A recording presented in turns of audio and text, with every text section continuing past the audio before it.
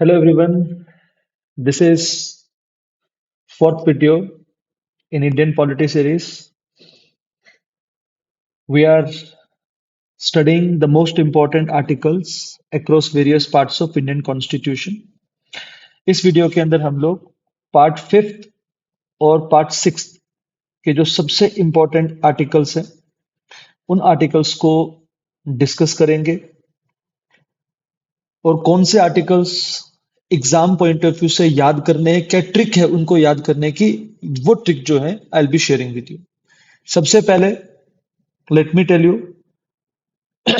Part fifth Indian constitution का union level पर जो पॉलिटी स्थापित की गई है उसके साथ डील करता है और पार्ट सिक्स इसी प्रकार से स्टेट लेवल पर जो पॉलिटिकल सिस्टम स्थापित किया गया है इसके साथ डील करता है। इंडिया के अंदर जो पॉलिटिकल सिस्टम हमने अडॉप्ट किया हुआ है उस पॉलिटिकल सिस्टम के अंदर तीन ऑर्गन्स होते हैं। स्टेट की पूरी सॉवरेन अथॉरिटी को तीन ऑर्गन्स के अंदर ऑर्गेनाइज किया गया है। एक है लेजिस्लेचर, दूसरा है एग्जीक्यूटिव, तीसरा है जुडिशरी। अब जो इन ऑर्गन्स का जो ऑर्गेनाइजेशन है वो थोड़ा डिफरेंट है। अगर हम लेजिस्लेचर और एग्जीक्यूटिव की बात करें, इन्हें हमने फेडरल बेसिस के ऊपर ऑर्गेनाइज किया हुआ है। दैट मीन्स स्टेट की पूरी लेजिस्लेटिव और एग्जीक्यूटिव अथॉरिटी को दो हिस्सों में डिवाइड कर दिया और उन दोनों हिस्सों को ऑपरेट करने के लिए दो पॉलिटिकल यूनिट्स का निर्माण कर दिया। एक को बोला जाता है सेंटर, दूसरे को बोला जाता है स्टेट। सेंटर में लेजिस्लेचर है, उसका नाम है पार्लियामेंट। एग्जीक्यूटिव है, उसका नाम है गवर्नमेंट ऑफ इंडिया। इसी प्रकार से स्टेट के अंदर जो लेजिस्लेचर है उसको हम स्टेट लेजिस्लेचर के नाम से जानते हैं और जो एग्जीक्यूटिव है उसे हम स्टेट गवर्नमेंट के नाम से जानते हैं। अब ये जो सेंट्रल लेजिस्लेचर और एग्जीक्यूटिव है और स्टेट लेजिस्लेचर और एग्जीक्यूटिव है, इनको हमने फेडरल बेसिस के ऊपर जो है ऑर्गेनाइज किया हुआ है।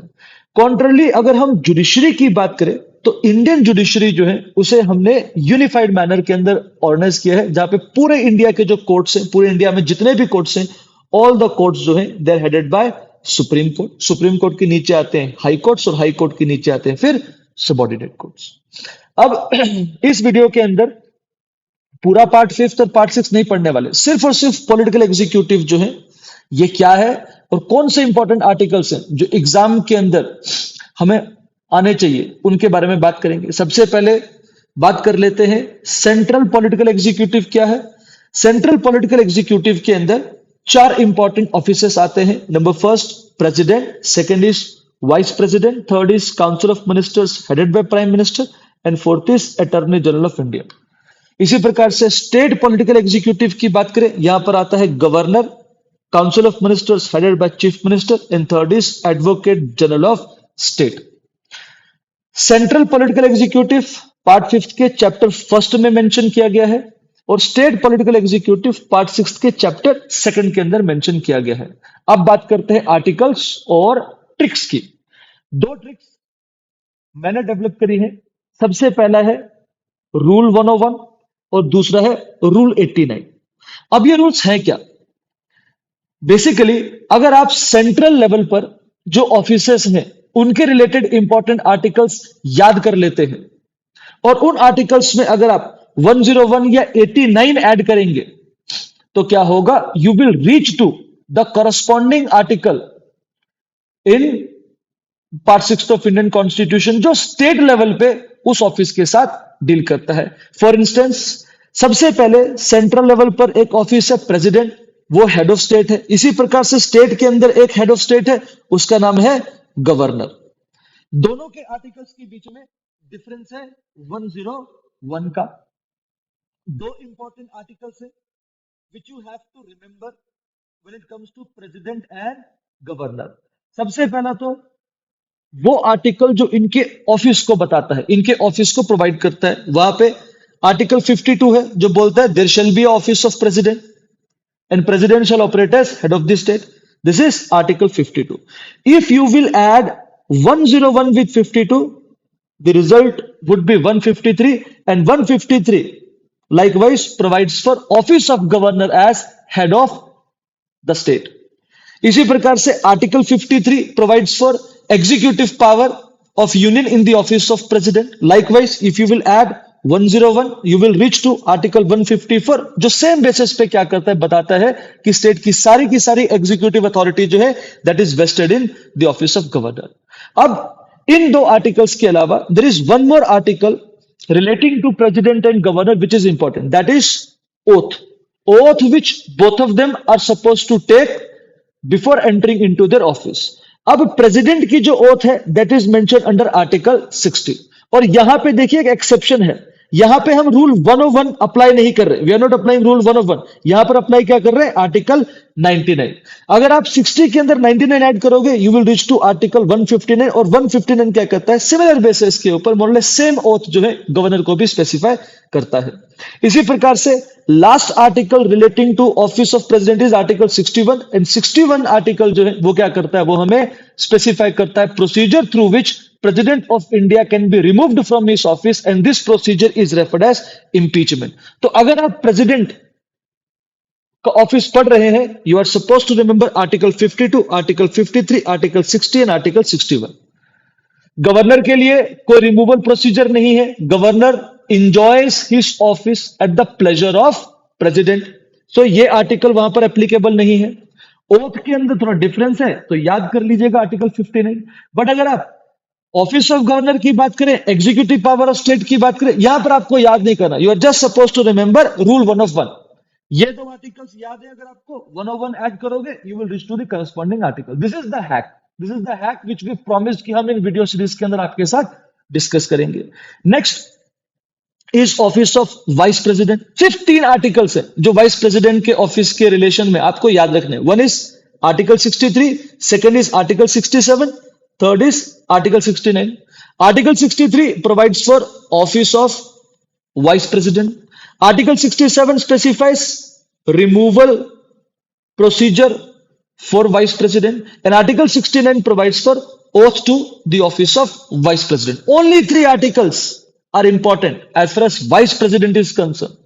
Next, now let's talk about council of ministers.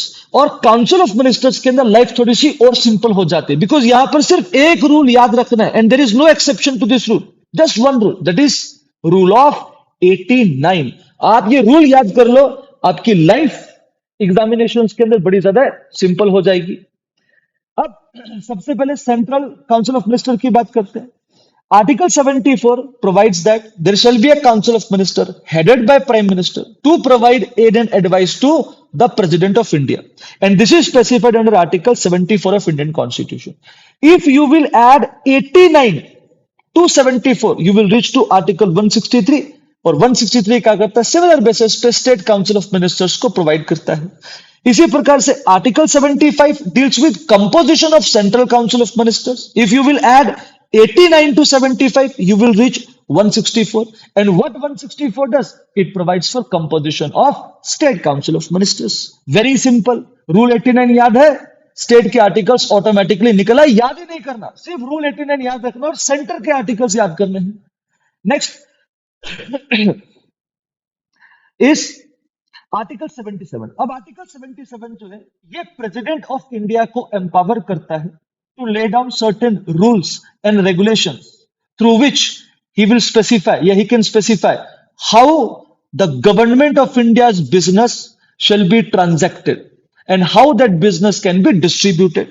Now, if you will add 89 to article 77, you will reach to article 166. Similar basis पे article 166 क्या कहता है, same authority गवर्नर को देता है कि भैया आप स्टेट गवर्नमेंट की बिजनेस को एलोकेट करने के लिए और ट्रांजैक्ट करने के लिए रूल्स एंड रेगुलेशंस बना सकते हैं, जिन्हें रूल्स ऑफ बिजनेस कहा जाता है. That is 166. इसी प्रकार से नेक्स्ट इज आर्टिकल 78. आर्टिकल 78 क्या करता है, it lays down duties of prime minister vis-a-vis president. ये बताता है कि प्राइम मिनिस्टर की कौन कौन सी ड्यूटीज हैं टुवर्ड्स द प्रेसिडेंट. अगर आप आर्टिकल 78 में 89 ऐड करेंगे you will reach to article 167, और 167 क्या करेगा, फिर सिमिलर बेसिस पे चीफ मिनिस्टर्स की जो रिस्पॉन्सिबिलिटीज है वो गवर्नर के प्रति जो रिस्पॉन्सिबिलिटीज है उनका मेंशन करता है. So very simple. Council of ministers याद करना बहुत सिंपल है. सिर्फ 1, 2, 3, 4 आर्टिकल याद करोगे, 4 आर्टिकल ऑटोमेटिकली आपको आ जाएंगे। आपको सिर्फ पता होना चाहिए यहां पे आपने रूल 89 लगाना है। नेक्स्ट, अब बात करते हैं दो इंपॉर्टेंट ऑफिसर्स की।